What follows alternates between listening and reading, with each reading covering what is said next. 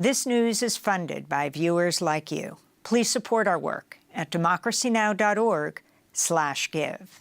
This is Democracy Now!, democracynow.org, War, Peace, and the Presidency. I'm Amy Goodman. And I'm Nermeen Sheikh. Welcome to our listeners and viewers across the country and around the world. Health officials in Gaza say the death toll from Israel's war has now topped 42,000, though many fear the actual death toll is far higher. We begin today's show looking at how Israeli troops have repeatedly filmed themselves committing and celebrating war crimes in Gaza. Al Jazeera's investigative unit has just released a documentary on Israeli war crimes based in part on social media posts from Israeli soldiers themselves. The documentary begins with the Palestinian novelist Susan Abu Khawa, as well as footage of the Al-Awda school massacre in July when Israeli troops killed at least 31 people at a school sheltering displaced Palestinians. The moment the bomb exploded was captured on video by someone recording a youth soccer game in the Al-Awda school courtyard.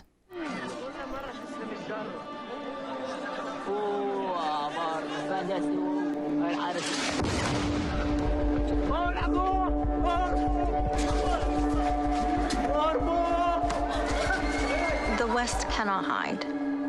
They cannot claim ignorance. Nobody can say they didn't know. We live in an era of technology, and this has been described as the first live stream genocide in history, and I believe that to be true.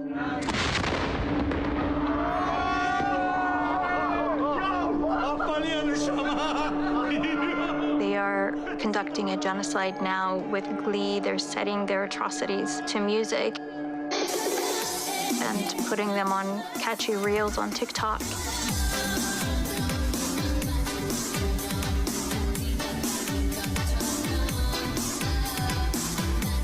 Ordinary Israelis see what their military is doing and celebrate it. A crowd is singing "May Your Village Burn."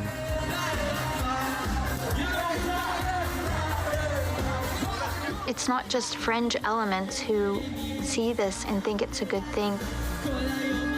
When a nation protects its home, it fights. And we will fight until we'll break their backbone. It's not true. This rhetoric about civilians not aware, not involved, it's absolutely not true. It's an entire nation out there that is responsible.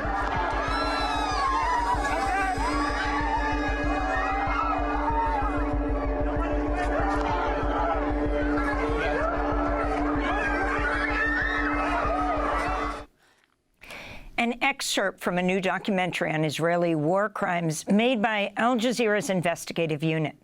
That last speaker was the Israeli President Isaac Herzog.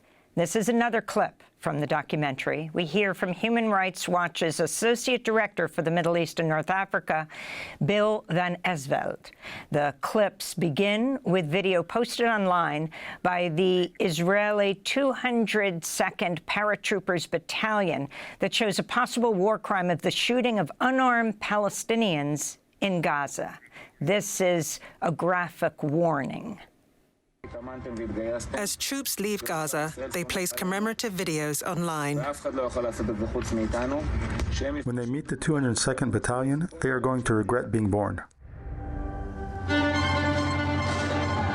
This video documents the activities of the 202nd Paratroopers Battalion.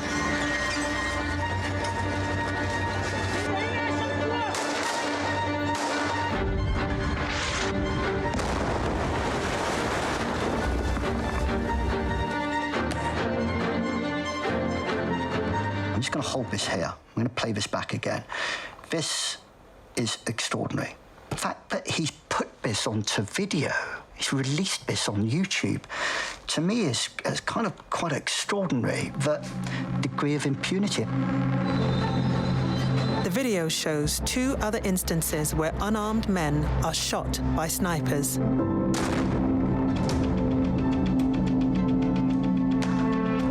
Now, of course, I don't know the context of what happened before. I don't know what happened 2 minutes before that. They may have been involved in contacting and shooting at Israeli forces. They may have been legitimate targets, but it sure doesn't look like it to me. An excerpt from a new documentary on Israeli war crimes made by Al Jazeera's investigative unit. We're joined now by two guests. Yumna Al-Sayed is a correspondent for Al Jazeera who is based in the Gaza Strip, and Richard Sanders is the director of Al Jazeera's I-Unit's new feature-length documentary investigating war crimes in Gaza. Yumna, let's begin with you.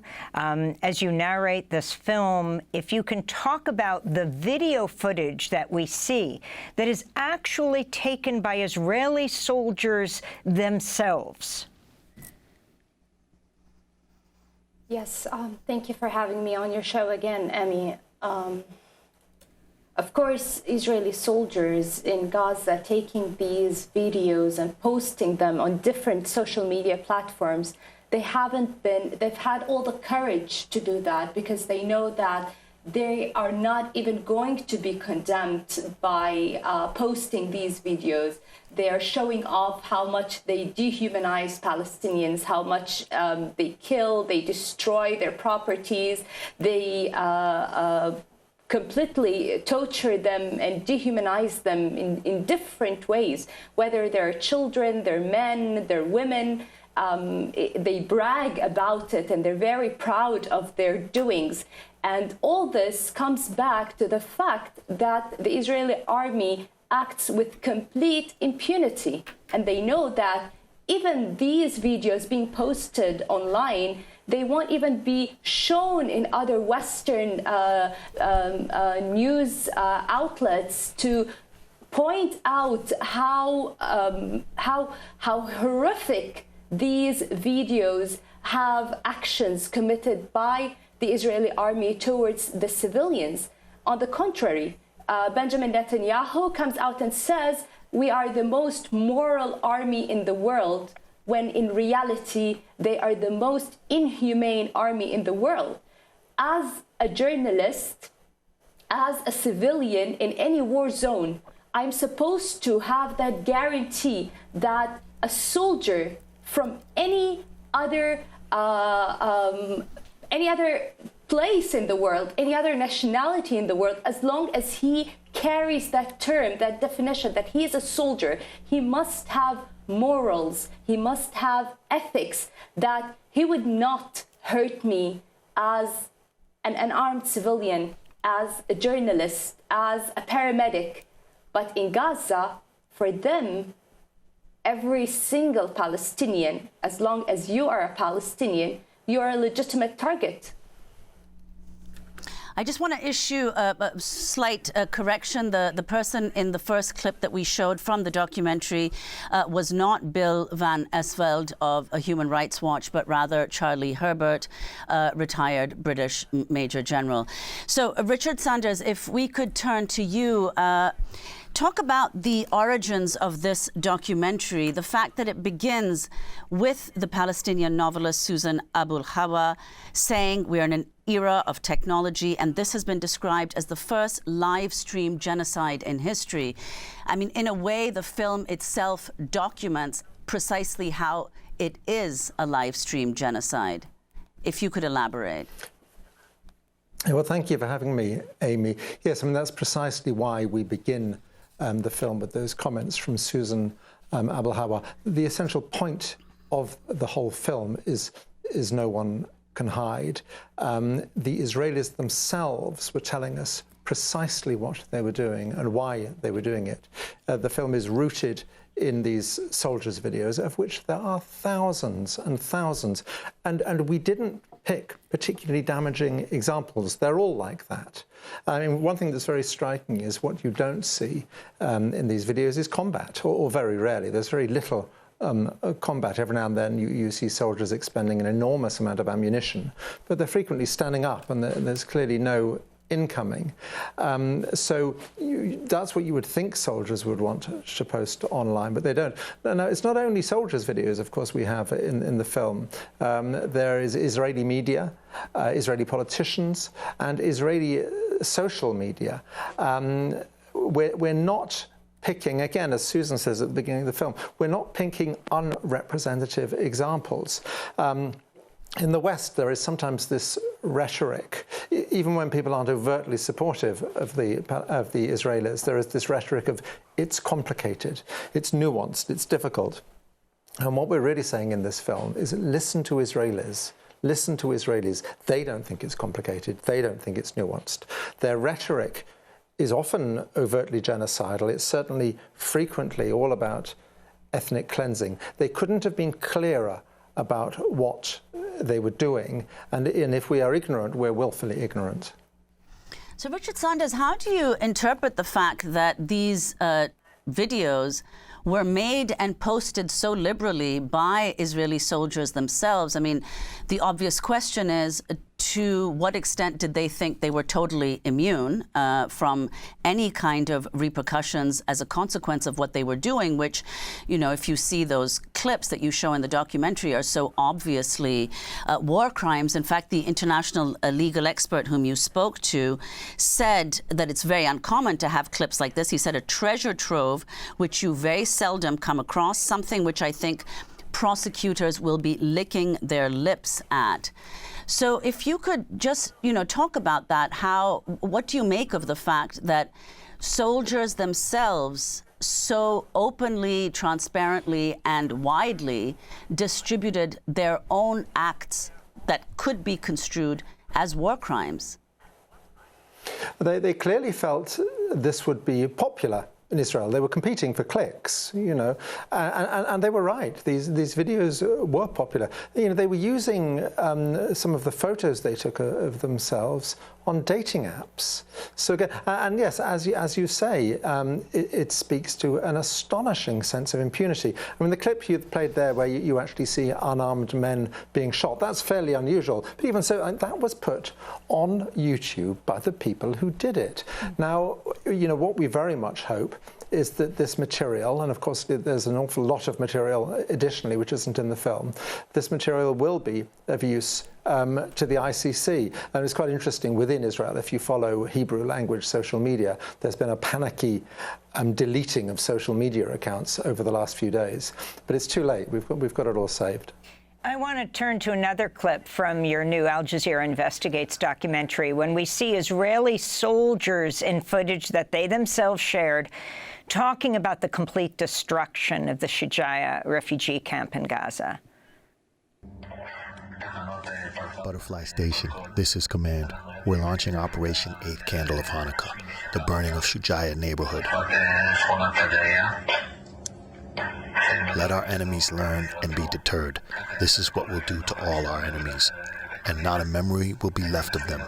We will annihilate them to dust. Command out. The destruction of buildings is regularly featured, often set to music.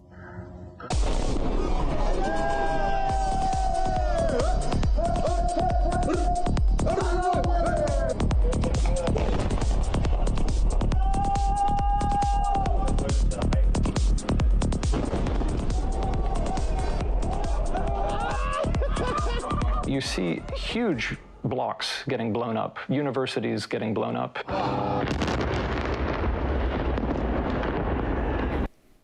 So that clip ended with Human Rights Watch, Bill van Esveld. Richard, could you respond to what we saw there? And also, you know, what most surprised you as you were researching this documentary? I mean, there's extremely disturbing testimony that we hear, and just a couple of examples. A man who says he was forced to lie on a decomposing corpse, as well as another in a detention center in southern Israel who witnessed a young inmate being raped by a dog. To be absolutely honest with you, nothing surprised me. It's what I would have imagined was happening inside Gaza. I would say, imagine 40 years ago, before social media and you know, before every phone had a camera, this would all have been done in the dark. But in a sense, it makes no difference, as we say in the film, because they've posted it all online. I mean, the only thing I would say that surprises me, I'm not surprised that the Israeli soldiers feel complete impunity and so on, but the fact that higher up the chain of command and in the government, they clearly feel the same impunity as well. No one has come down the line and cracked down on this and said, stop doing it, it's quite clear that Israeli politicians and Israeli military commanders feel that they enjoy complete impunity for what they're doing in the Gaza Strip as well. I want to go back to Yumna El-Sayed. Last year, we spoke with you in Gaza, shortly after an Israeli airstrike had just killed the family of your colleague, Al Jazeera's Gaza bureau chief, Wael Dahdouh. He learned of the deaths of his wife, son, daughter, and grandson while reporting live on the air. The Israeli strike on the Nuseirat refugee camp killed at least 25 people in total. And Wael Dahdouh had fled to the refugee camp with his family after Israel ordered residents of northern Gaza to vacate their homes. This, Yumna, is what you said then. When we say there's no safe place in Gaza, we're not lying. We're not being biased. We're not exaggerating. The north, Gaza City, and the south, they're all just the same in terms of bombardment, in terms of targeting, and in all the life conditions. So that was last October. Before this, we spoke to you, Yumna, in 2021 when you were reporting in Gaza and Israel bombed and leveled a 12-story building that housed the offices of media organizations that you worked for, including the Associated Press and Al Jazeera. Israel claimed without evidence the building was being used by Hamas operatives. What do you think the message is that was delivered to the media by this attack on the main media offices, Al Jazeera and AP, where you work, other media organizations? Now, Tony Blinken, the U.S. Secretary of State, saying he was not told of any direct evidence of Hamas working in this building. Yes, and I'm sure that there isn't going to be any. I mean, the Israeli army, when it has the proof for anything to back its story, it provides it at once, instantly. I mean, it wants to back its story. It has to, okay? But it's not a coincidence that 3 towers hosting media offices would be completely destructive. This is no coincidence. I mean, this is just a deliberate targeting to the media voice in the Gaza Strip. So that's Yumna El-Sayed. In 2021, you notice there we're not seeing her face because the media building that we would talk to her in was blown up, that housed Al Jazeera, that housed AP. And then speaking again after, well, at this point, we're talking about something like 174 journalists and media workers killed in Gaza. If you can talk about the significance of this, and in your reporting on this documentary, the killing of journalists in addition to doctors and nurses, paramedics and ambulance drivers, Yumna. Well, Emmy, I've always said this, and I continue saying it, that every single time there is a war or a conflict in the Gaza Strip, military escalation, something that was so much easier than what we have been going through for the past year, this ongoing genocide. There was always an attack on the journalists and their offices in the Gaza Strip. In 2021, the largest 3 towers, media buildings, housing all media offices in Gaza were completely destroyed. Al Jawhara had over 50 media offices. Al Shuruq Tower, the same, and Al Jazeera and the AP as well. In that tower alone. This is Israel's first approach towards journalists and their offices in Gaza at the beginning of any war. It's always to try to make their job as difficult and as impossible as ever. And it's not just in wars and military escalations. I mean, at the protests of the Great March of Return, when we used to cover these protests, and these protests were taking place in the borders, on the borders, and from the Palestinian side, where there is a buffer zone of 300 meters away from that security fence that was infiltrated on the 7th of October, when someone approached those 300 meters away from the security fence, they were shot. And we were labeled as journalists. And even away from that area, we would be targeted with gas grenades that drones came and dropped them over our head. So it was not a coincidence at any of those times. This time, we've always spoken for many years about the suppression and oppression and violations and aggression of the Israeli army towards Palestinian journalists. But this year or last year, this suppression and oppression and fight against the freedom of press has not only been against the Palestinian journalists. If you've seen, it has reached and affected all international journalists as well, because Israel has banned them from entering the Gaza Strip. And no matter how much letters they have issued, no matter what kind of pressure they have tried to put on the Israeli government to allow them to enter the Gaza Strip, to do their legitimate responsibility and work, they were banned, they were declined. So that oppression that we have been speaking about for years has also affected the international journalists today.